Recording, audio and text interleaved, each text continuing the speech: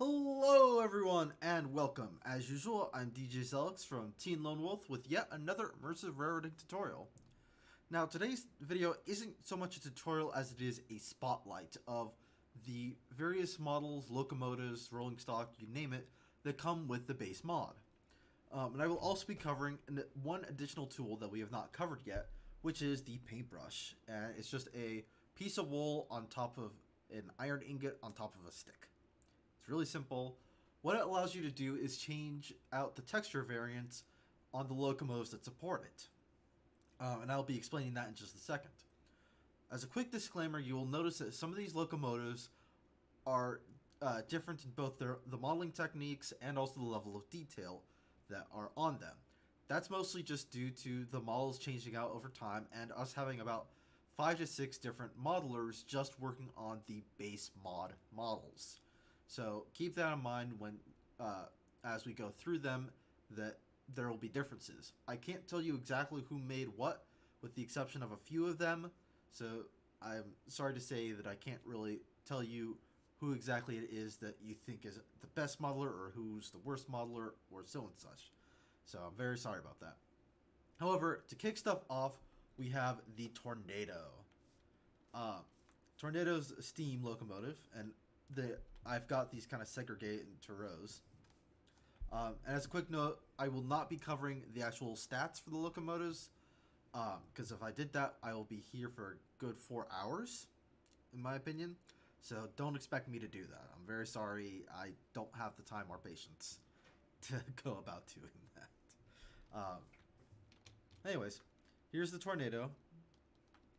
It's one of my more favorite just because it's got a custom whistle and also it looks really nice, especially after the rework.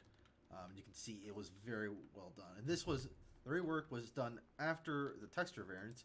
So if I right click on this, you will see there is a different color on it.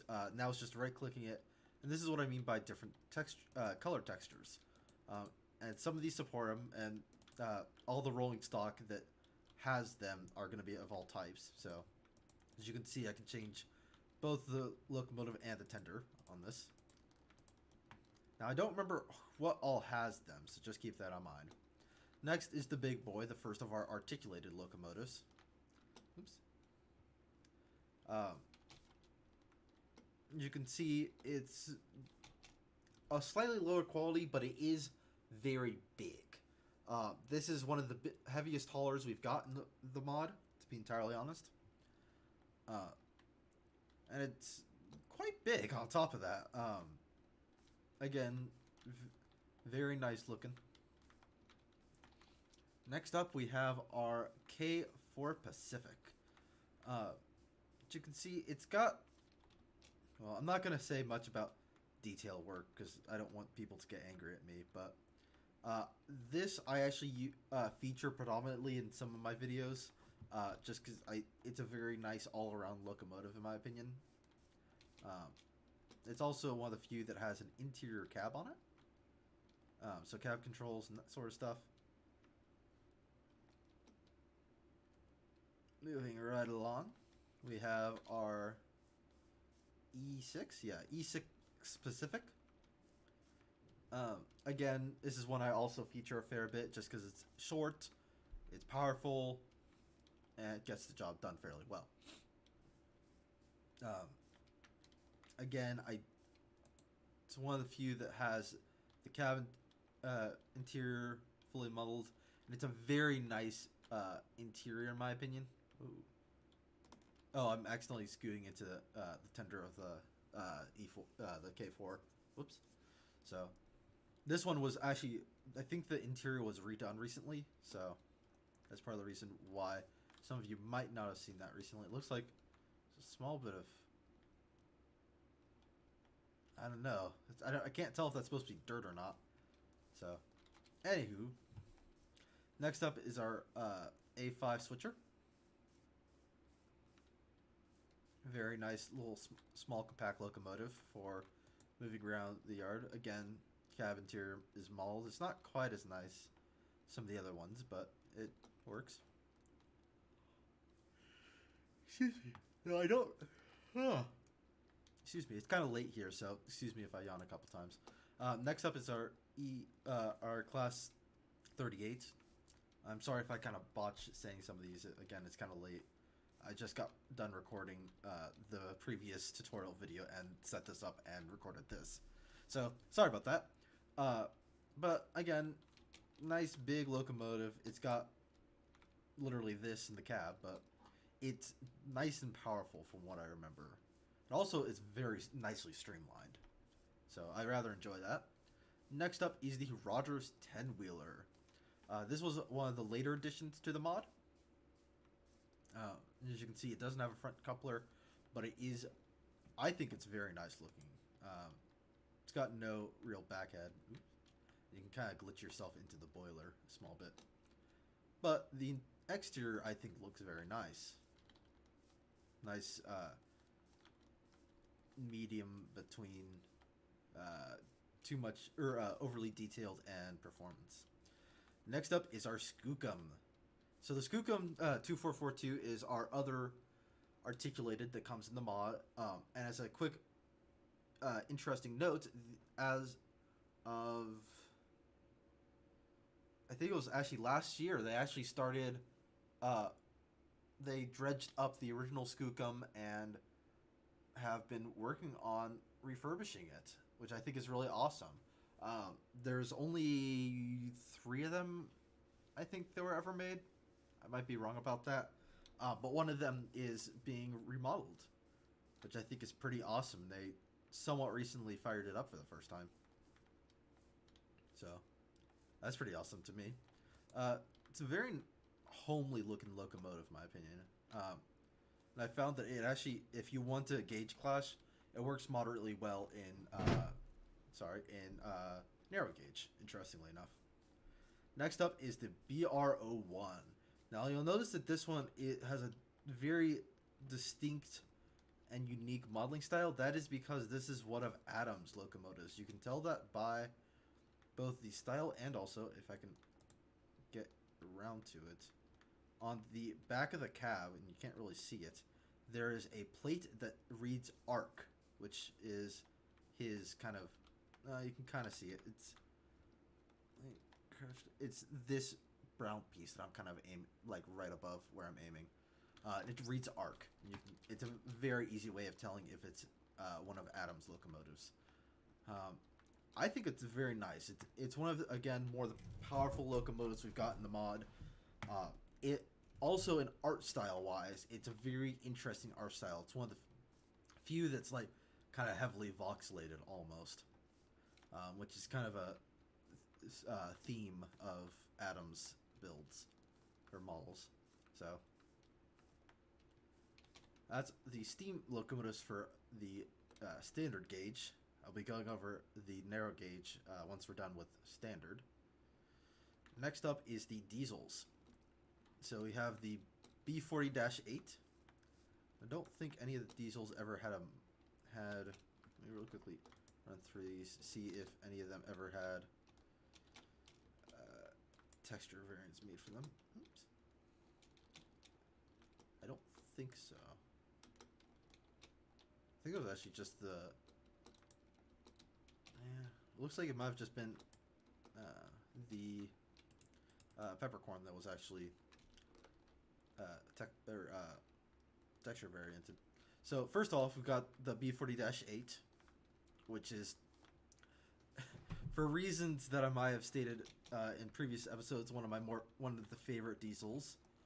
As our family actually owns a B40-8, so this one's near and dear to my heart out of all of them. Next up, we have the B40-8W, or the wide cab version of the B40-8, in a very nicely done nondescript Santa Fe style. I never noticed it doesn't actually have the Santa Fe SF on the side of it, but it's the coloration of the Santa Fe's. That's actually kind of funny. I never noticed that till now. But yeah, this is a nice one. I can't really say a whole lot about the diesels. I don't remember a whole lot about their pulling power. As you can see, we've got the C44-9CW. This is one of the new ones that I have never actually, before I placed it down, I had never seen this model before. I wasn't even aware that we had it. This is the new, I think the newest stable version of the mod that we currently have, so that's the reason I've never seen this one before. But it's got quite a nice interior cab. If I walk over here, you can even see the steps down. Though it seems to be a bit of a normal mapping issue, or not normals. Yeah, normals. It seems to have a small bit of a normal issue, but the side is very detailed. I mean, these are kind of nicely detailed. Don't get me wrong, but I mean, this one you could even see where the clasps are for them. This one, out of all of them, I think is the most detailed. It's very nicely made. I think it's very nice looking. Next up is our EMW SD40-2. This one is I found common in Red Sands over my time, over the time that I've been playing on it. I feel like this is kind of a mainstay locomotive. I couldn't tell you why. Might be the heaviest puller. Not really sure. But yeah, this is another one of the locomotives. I think that there's a small bit of a yeah, there it is. Small bit of controls in there. You've got kind of glitched through to the next one. I think that's the speedometer. Yeah, it's the speedometer on there. Got all kinds of nice controls in here. Next up is our SD 1500, SW 1500. My bad. Oh, or as I always call it, the Alco switcher. I am very much aware, before you say something, it's not made by Alco. I'm very, very much aware of this fact. I always refer to it as such because I've always, whenever I see them, they're spewing out a ton of smoke, which is a key feature of the Alco locomotives. So that's why. I'm very much aware it's not made by Alco. So don't fret about that. This one's also a very nicely made locomotive. I think it looks very nice, very pretty. Next is the actual Alco RS1. And you see it's kind of a plain interior. But it's one of the few that is... Or actually, this one is one of the few that's cab backwards. And this one is cab middle. Well, it's kind of cab middle. It's not super, but the nose is way longer than on the other ones. It's the cab is height-wise centered with the body. That's a good way of putting it. And then, of course, we've got the handcart, because I couldn't find anywhere else to put the handcart. So there's the handcart. I didn't want to put an entire extra lane just for it. So there's the diesels. Next up, we have the freight. So I've got a couple of what some people wouldn't classify as freight on here. Don't worry, they're still classified as freight by the mod, so that's why I'm putting them here. First off, we've got the Russell snowplow, and yes, it technically does act as a snowplow if you have snow built up on the track, as long as you have trains break blocks. Only works then, because I've had people ask about that, both me and also the other devs and modelers. So it kind of does. You can see not really much of an interior going on in here. But that being said, it is a kind of nice looking model. I've seen an actual snowplow that's made to look like this, or those actually like this, and this is pretty accurate to how they really look. Here's the USRA Hopper 55 ton. It's just a generic hopper. I don't think this one has loads. Let me just double check on that.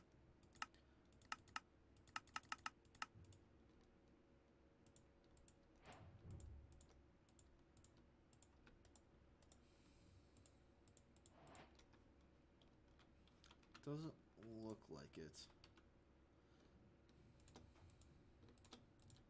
Fill this up a small bit more.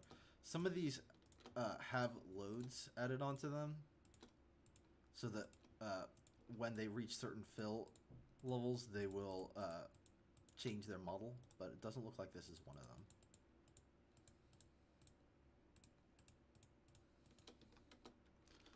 So next up we have our PRR flat car. I don't think this one has loads either. Nope. But anyways, this one I kind of enjoy because it's the planks, if you look, are ever so slightly uneven. Just barely, but they are slightly. As you can see, these two actually work together glad hand wise. These are, most of them I think were actually made by the same person. That's why the glad hands are all kind of connecting up together correctly. Some of these don't have glad hands, or they've got different style of glad hands, so they don't quite mesh up correctly, like those two. I think the other really struggle with that. This one doesn't have a load. I could be completely and totally doing this wrong, and it's actually I need to like fill it to a certain amount, but I thought that you could fill it a small bit, and it would still show like the first level.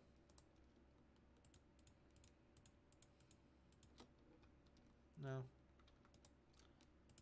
This one doesn't have it. This is, but anyways, this one is the ATTX Flat Car 1, one of the longer rolling stock in the base game, or in the base mod. It also, interestingly enough, when you place it down, has a unique place sound, and I think it also has a unique movement sound that the rest don't, which I think is kind of interesting. Hopper. Also have the USRA Boxcar Class RR-40, Boxcar X26, which, as you can see, has spaces between the slots, which I really appreciate. Even though the roof is kind of wonky, but oh well. Next is the tank cars. We have this bad boy, which is the US2, as I shorthand it to.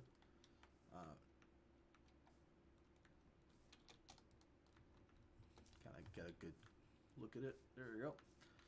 Next up is the Camex T. Now, I'm not really sure what this wood is here for. That might have been a modeling error. No, it's on either side. Don't know what that is, to be entirely honest. Though you can see where the spots for the indicators are, which I think is kind of nice. You can also see the setup for draining. And we have the slag car, which is, if I remember correctly, yeah, it classifies as a liquid holder, but it's really supposed to look like it holds slag, molten slag, which I think is kind of neat. You can even see the gears on how it's supposed to turn. Excuse me. Good Lord, I'm very sorry about that. We actually had somebody who who's worked at foundries say this is how a slag car actually looks, so, which I think was kind of cool. And then we have the N5C caboose, the only caboose in the base game. And you can see there's a nice little crafting bench and a nice little furnace. However, neither of them work yet. We're still working on that code. But there's a nice little sink, very low poly stove, and a dresser, and exactly 0 beds. But it does have a cupola, sorry, my bad, which is kind of nice. Next up is our passengers. So there's not really a whole lot of passenger in base for standard, but what we do have is very nice. We've got the BR Coach Mark 1, which is for the Class 38 and the Tornado. That was the one I was looking for. Can't think. Because it's that very British style, so it's got the hook chain couplers. And then next up is the PRR B70 baggage, which is just an empty baggage car. Though it does look very nice. It's not too badly textured on the outside, so Nice little addition. And then we've got the P70 coach. No, it says Coach 1. There's only one coach. So I'm not entirely sure why it says Coach 1. But that's what this is. This is a more kind of American style coach in the mod. That seems greatly out of scale to me, but that might just be me. So, anyways, that is covering standard. Next up, we have our narrow gauge. We have 2 narrow gauge steam and 1 diesel. First up is the DNRGW K36, which I have featured rather extensively in the IR tutorial series, along with the diesel, which is the box cab, the 40-ton box cab. 44-ton, I think, actually. My bad. So I'm not going to really cover that a whole lot. Next up is the Mogul, as a lot of people will just shorthand it to. And I think it looks rather nice. It's got a nice wide or long cow catcher, some kind of nice detailing on the outside. Though something to keep in mind is that it is the Cook tender, but it is the doesn't say anything about Cook on Mogul. It does, however, say Cook manufacturing, so that's how you're supposed to identify it. So just keep that in mind. These two do go together, even though their names aren't the same. And then, of course, we have the box cab. GE40. It is 40-ton. Okay. And I won't really cover that whole lot. Next up, we have our narrow gauge rolling stock.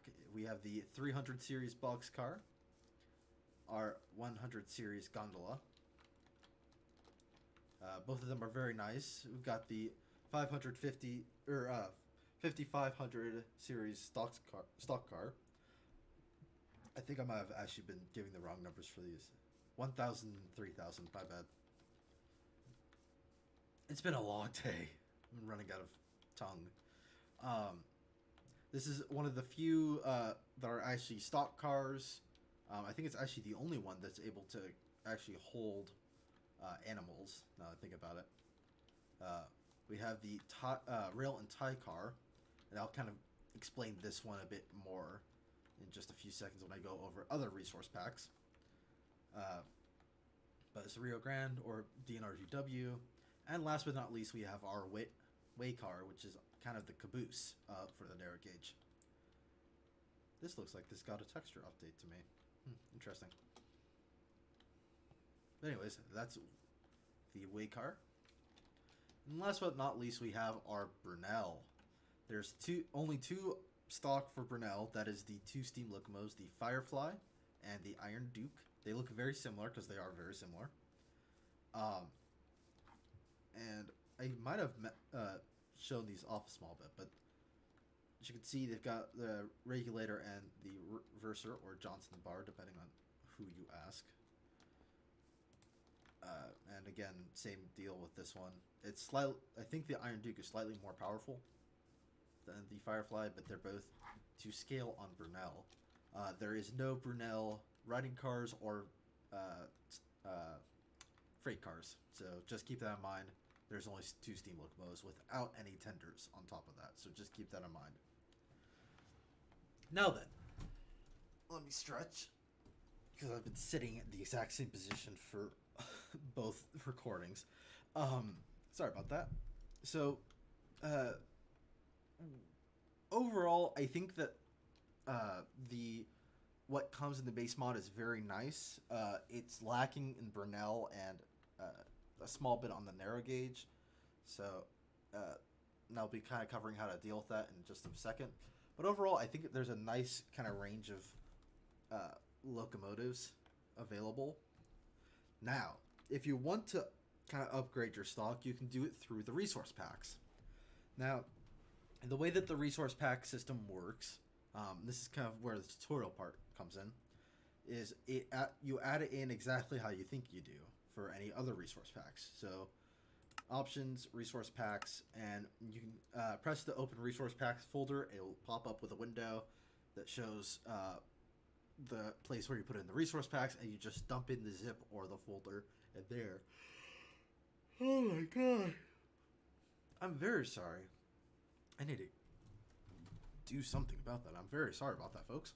Um, and then you just activate them like normal resource packs, and they just pop up.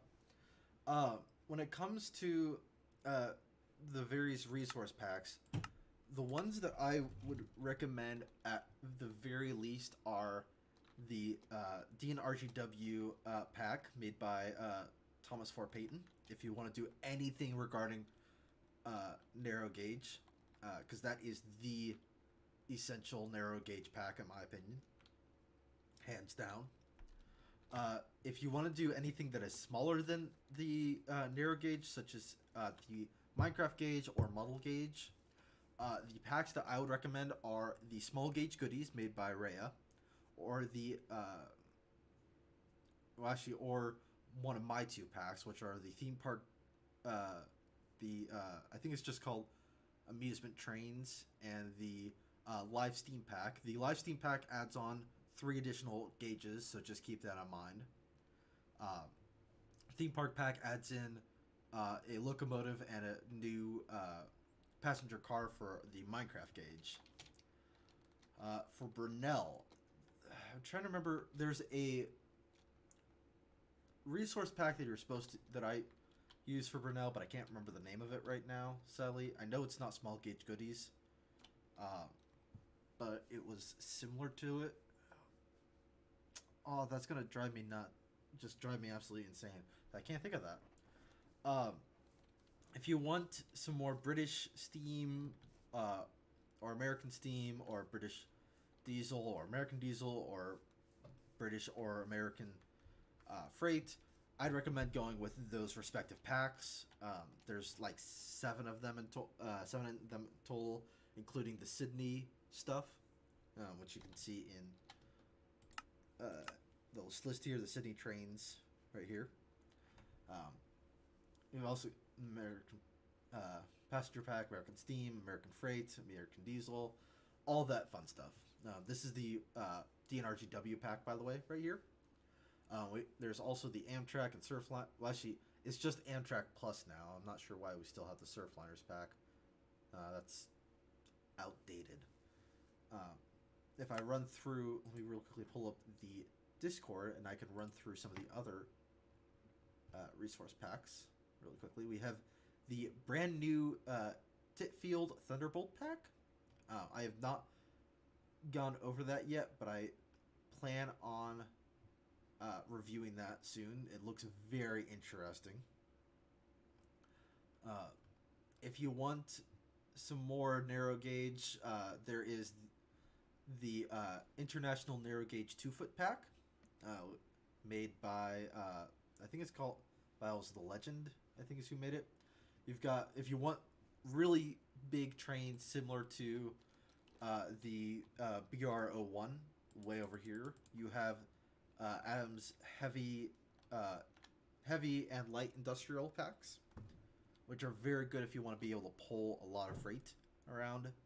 Definitely, especially the heavy that has like, let's just say there are memes about how big they are. They're seriously that big. It's rather impressive, and also it is compliant. It does allow for texture variants, and I believe it also allows for load indicating. So how much load you've got in the train will update with that. Let me just keep scrolling. I'm really kind of covering the ones that I think are the better ones for people kind of starting out. Ones that I would recommend. There you go. Yeah, small gauge goodies. Where is the one that I'm looking for that allows for... there's one that has Brunel on it. Here we go. Okay. It is the... Let me pull this up. GWR add-on pack. It is currently made by Frederick and only is available via a Google link at the moment. So just keep that in mind. You can find it in the resource packs setup. So just keep that in mind. I think it's very nice. It works really well. It's made for Brunel. It's the only pack at the moment that has Brunel added on. And that's really it. There's a couple other packs that I didn't mention because I don't think that they're either A, I don't think they're good for starter people, or B, I think that they need some improvement before I really kind of go out and say, you get this now.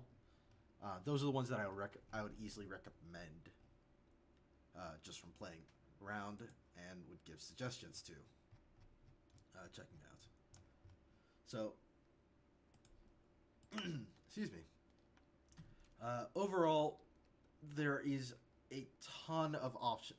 Long story short, there's a ton of options for you guys out here, both on the base models and also the add-on stuff. There's a ton upon tons of trains that you can play around with. I've made some resource pack spotlights up on the channel if you want to check those out. That kind of give you a better idea for some of the individual packs. And yeah, if you want to go and play with this, I recommend you go and play with this. You don't need the resource packs. There's more than enough in just the base mod. So, anyways, next video on the series. What was I said? Oh, next video in the tutorial series, I remember now, is actually how to make a resource pack. So I've covered what comes in game and some of the ones I would recommend, but if you want to make your own, I will be making a tutorial on how you go about doing so. And kind of some of the tips and tricks that I found to make things a bit easier. So look forward to that as usual. Also, as a side note, I'd like to thank you guys, all my subscribers, for getting me to 101 subscribers as of me recording this. I'd like to thank every single one of you, but considering that my tongue probably doesn't have the ability to say that much at this point, I'm just going to throw out a thanks to every single one of you, because really I can't even begin to describe how happy I am that what I'm doing is making people smile enough that they look forward to my videos. But anyways, as always, I've been DJ Zelix from Teen Lone Wolf. If you enjoyed this video, make sure to leave a like. If you have any questions, make sure to leave them down in the comments section. If you have any ideas, also leave them down there. If you want to see more gaming footage like this, or tutorial series like this, or you want to see some gaming footage like my immersive railroading playthrough series by the name of Red Sands Railroading, make sure to hit that subscribe button and that little bell icon so you get notified every single time I post up a new video. As always, I will see you in the next one, and even though my tongue hates me for continuing talking, I shall say bye.